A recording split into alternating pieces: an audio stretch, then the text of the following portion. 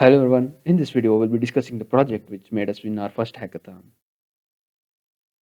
We developed an adaptive regenerative braking system for present TVs. Welcome to 7 Volts, I am Hemant. The problem in the present TVs is inefficient energy recovery and there's a lack of adaptability. Even if your vehicle has a different level of regions, you need it to adjust it manually. And the major thing which we saw was during cornering, suppose if you set your regeneration to aggressive, there is high chances of you losing balance while cornering. And this is a serious safety risk. By using our solution, you can increase the energy recovery and also it will reduce the stress on the driver, making him feel less jerky ride, more comfortable one, and also reducing the risk of losing balance during cornering. So our solution is by using MPU6050 sensor, we will detect a state that is cornering, coasting, or downhill, and also we will be activating a brake light even if our regenerative braking is greater than the threshold limit. That is, if you are under aggressive regen, you will be warning the riders around you that you are under great deacceleration, so they can stay far from you. This avoids a collision. That was about aggressive regen indicator, and we will be activating a different level of regenerative braking based on the state detected from MPU6050. So the hardware which we are used is Arduino Uno, MPU6050, some relays and some resistors and a LED strip. So coming to the block diagram, we have two Arduino boards which I will be showing you here. This is one Arduino board and one more is here. This board is actual vehicle thing. It simulates the vehicle, and this is onboard computer. Suppose you assume it as an onboard computer which processes the data from these sensors and latches the relay to adjust the different level of regions. By using this board, we detect the coasting, cornering, or slope, and we'll send it to this board, and based on that the relay will be latched and LED strip will be lit. So this is the block diagram. From MPU60 we get the reading, then we'll transmit it to this, and here we'll process, and if we are giving throttle, then none of the relay will be latched. If you are not giving throttle, then the relay will be latched and you'll be under regenerative braking. We have not used any power electronic circuits because of our less knowledge in that, and we'll be emitting our gained energy through resistor network. We just dissipate it. So coming to the software part, first thing I will just give you a brief overview of this, and I will explain the code in detail. So first thing, we'll just initialize our system, and then we'll read the data from MPU6050. There are so many data from that, and we'll reduce the noise, and we'll also reduce the false detection, that is cornering false exits. And after false detection and noise detection, we will declare that the present vehicle state is this, and we will be transmitting it to the other board. Based on the decision taken from this board, there will be latching done.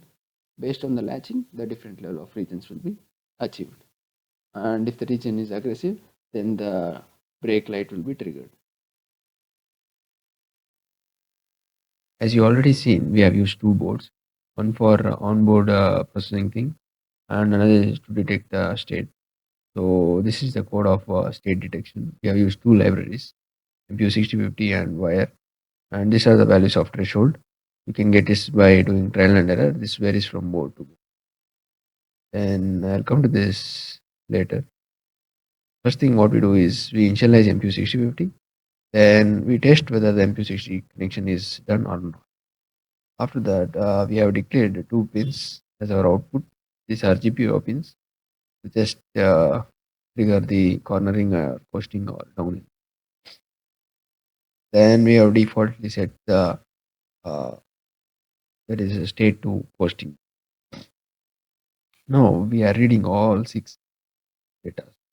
That is, as you already know, MPU6050 has both gyroscope and accelerometer. We need all this. all the values. First thing what we do is we convert our accelerometer data into the G units, so which we will be using for in further comparison. This value is just approximation. We found it, and next thing we'll be converting our gyroscope z-axis. This will be used for our downhill detection 2 degrees per second. It's very important. I'll show you further. And the next thing, what very most important thing project is smoothing the data which we get from MPU60. MPU60 gives you very bad data. Sometimes has huge noise, and it will be very impractical to predict state using that data. So we have used EMA equation, that is exponential moving average equation. What it does is it compares with the previous value and gives you a smoothened curve. So there is a parameter which is known as alpha. This ranges from 0 to 1. If it is near to 0, the present output doesn't depend on the previous output. If it is near to 1, present output will be based on the previous input. So I'll show you. We have given 0.8 something. This was also tested by random error method. Can also do. So we have done it for both axes. Now let's come to the coasting detection.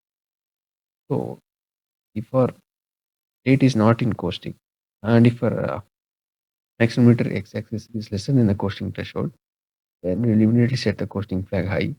And if it's already in coasting mode and it's greater than the coasting threshold, it will be false.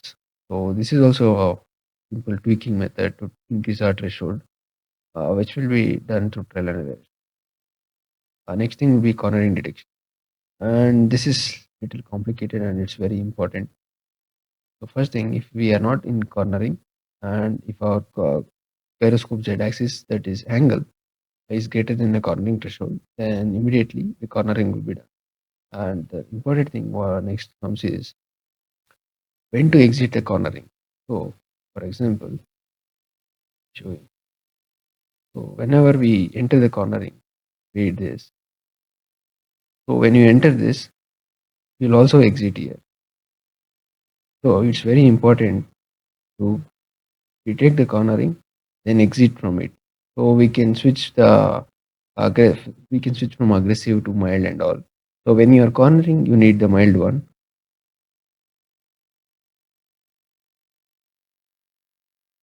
So when you exit it, you might change it to according to dynamic nature. So to exit it,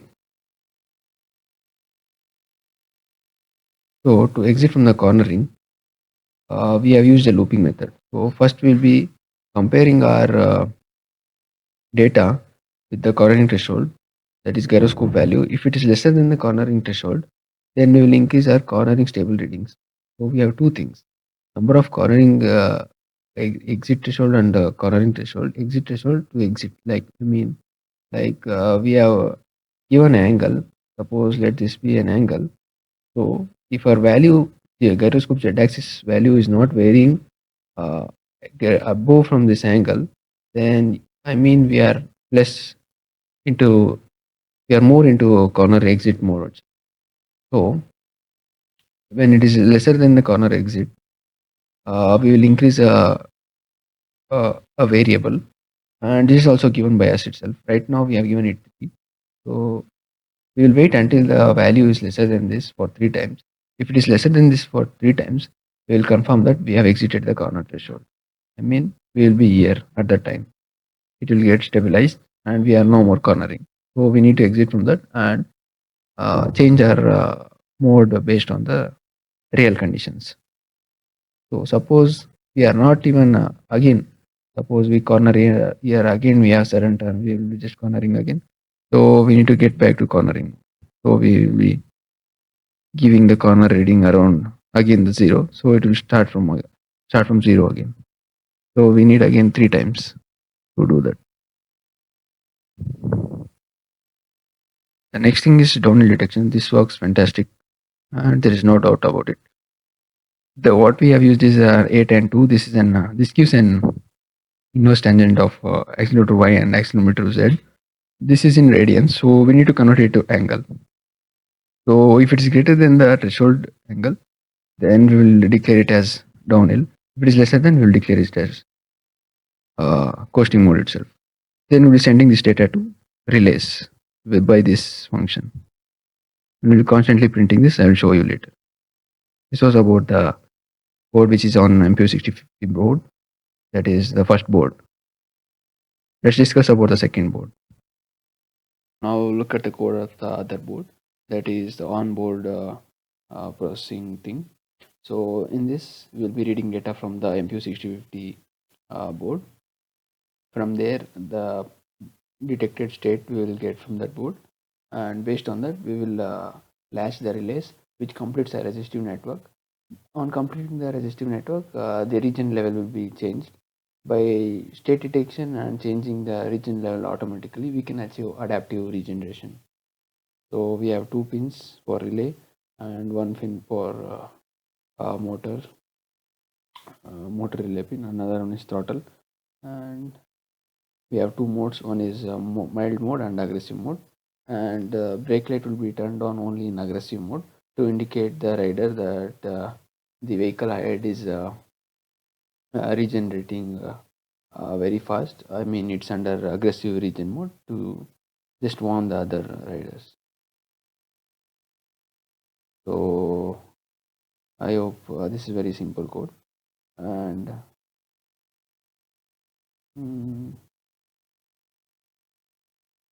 so only when we are throttling, when we are not throttling, the brake will be turned on. That is regenerative braking will be turned on. Only when the throttle is released, based on the state detection, we will latch the relays, as I told you already. Only if the aggressive mode, we are in aggressive mode, only then the brake light will be turned on. This was all about the software development side. Now let's look at the demo. Now let's quickly go through the demo of our project. So here is the switch which turns on the motor, and here are the relays which control the regeneration level, the motor relay and the LED strip. This is 9 volt battery breadboard, 12 volt DC motor with the cardboard flywheel, 12 volt battery pack with lithium ion batteries, Arduino Uno, and one more Arduino Uno with the MPU6050 sensor. So let's start with the demo mode. I'll press this button. Notice the rotation of the motor. If you notice that the motor tends to rotate for a short period of time, this was with minimum level of regeneration. Now I would like to demonstrate the maximum level of regeneration, but before that I would like to also show you the values being printed on the serial monitor of our laptop. Here we have 3 values: coasting, cornering and downhill. In coasting and cornering conditions, we have very less regeneration, and during downhill we have the maximum regeneration. During cornering and coasting conditions, the regeneration level is low, and during downhill conditions, the regeneration is quite high. And during high level regeneration, the LED is turned on to indicate that the vehicle is slowing down at a faster rate. Now let's look at the demonstration with the motor turned on. Now I would like to demonstrate the downhill operation with regeneration at maximum. So here is the switch. As you notice, the motor stops rotating very quickly, and the red LED light turns on because of the high regeneration and to indicate other road users that the vehicle is slowing down at a fast. Problem which we got from this project, which we experienced during our hackathon, was to reduce the noisy data from the sensor. The sensor gives a lot of noisy data, and you need to arrest all those noise. And you should also use a proper power rating registers to prevent it blowing out. And the calibration of MP6050 is very hard. It's always out of control, and you need to calibrate using some other techniques like mixing of 2 gyroscope and accelerometer values to achieve what you want. And also you need to design a proper flywheel thing to just get the amount of momentum you want to you need to physically show the region which you have achieved. And also you should need to prevent a false exit. The false exit which I am talking about is the cornering. Our cornering was always exiting without even actually exiting from the corner mode. That was all the obstacles which we faced during hackathon. And coming to the users, there are Euro 7 norms, which will be the BS7 also. To reduce the brake dust, by using this thing, we can actually reduce the brake dust, and also we can improve the rider safety and comfort, and it promotes sustainability also. Thank you everyone for watching this video.